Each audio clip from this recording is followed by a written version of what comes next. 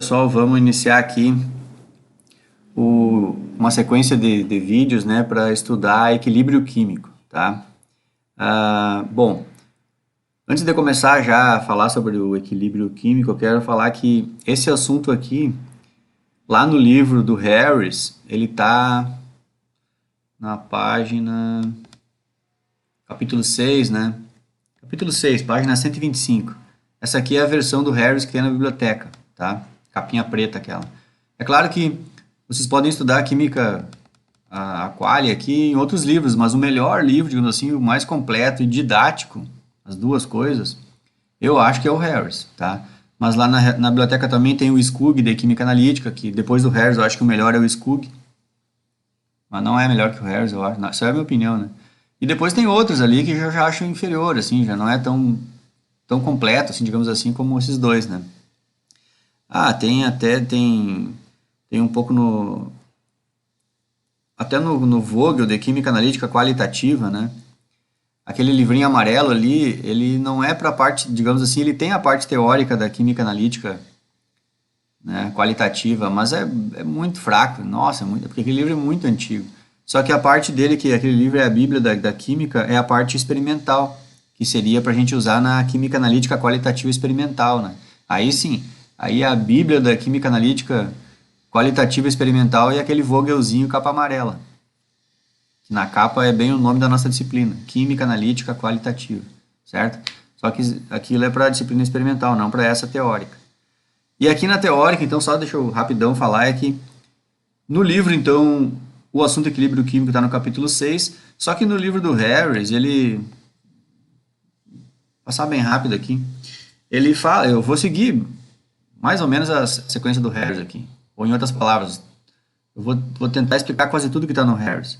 A questão é que algumas coisas aqui no capítulo do Harris, ele fala sobre equilíbrio químico, né? E depois ele já começa a dar outros exemplos, tipo aqui ele já começa a falar em precipitação, ele fala de ácido base, ele fala até de reação de formação de complexo, oxirredução, entendeu? Ele, além de falar de equilíbrio químico, ele já começa com exemplos, tá? E eu vou ensinar tudinho isso aqui, não se apavore.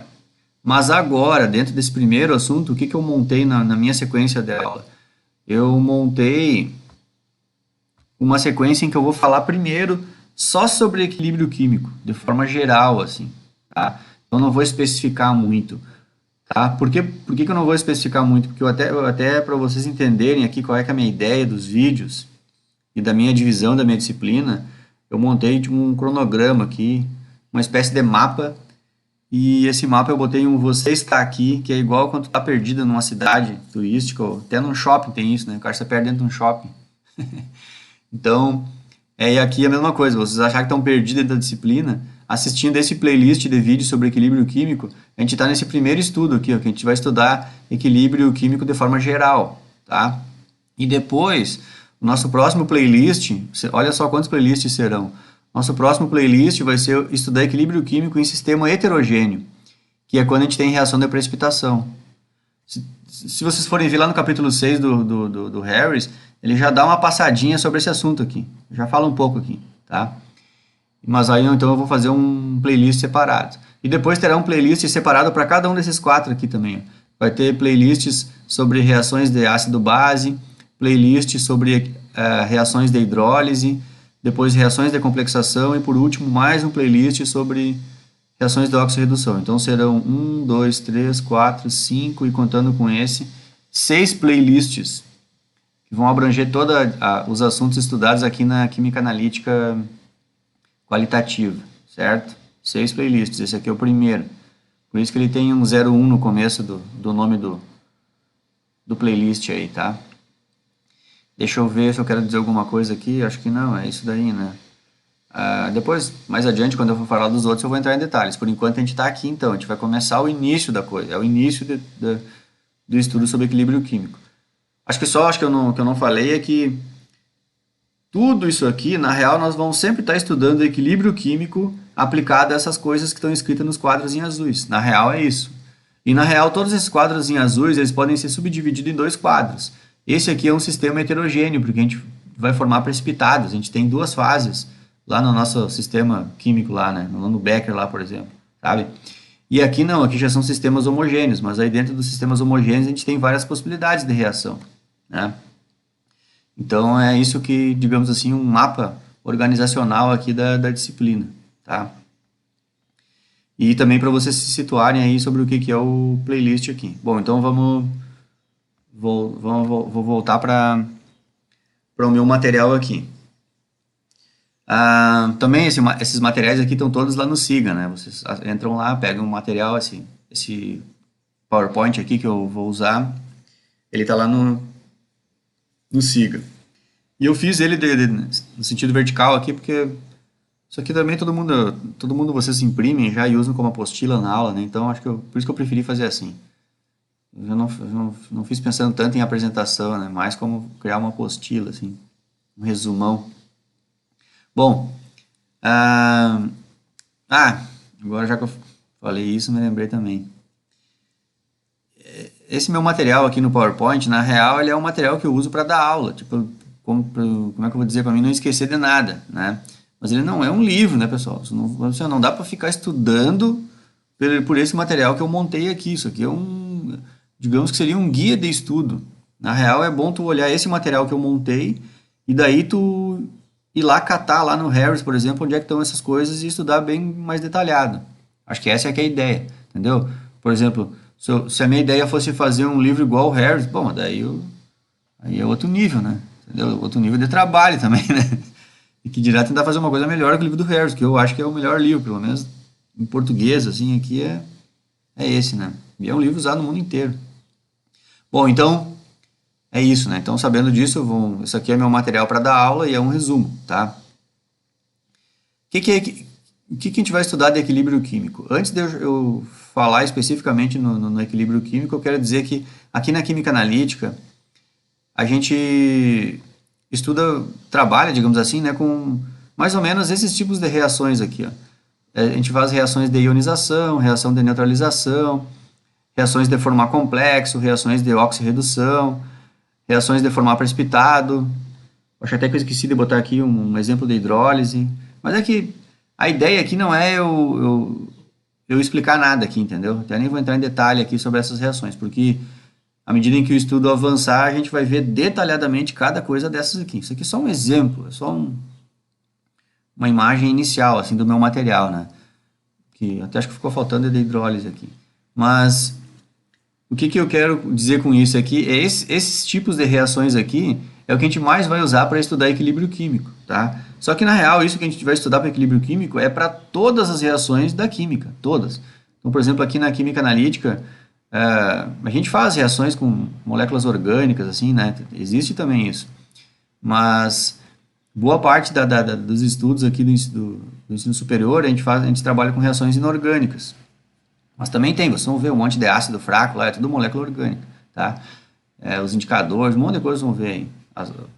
Ligante lá nos complexos, vai ter. E a real, então, é que o assunto equilíbrio químico, ele é para toda a química. Para toda. Né? Isso aqui não é um estudo de química analítica, tá? E, inclusive, essa disciplina aqui, embora o nome diga química analítica qualitativa, na real, essa disciplina aqui, ela só a parte teórica dela, é quase que uma disciplina de química geral, assim, ela é uma química para tudo. Até o nome engana, assim, a gente acha que está estudando química analítica qualitativa, parece que está estudando só uma coisa só para química analítica, né? Mas não, estudar equilíbrio químico é para toda a química. Só que por que essa disciplina está com o nome de química analítica? Porque, na real, a parte dela de química analítica mesmo seria a segunda disciplina, que é a disciplina experimental.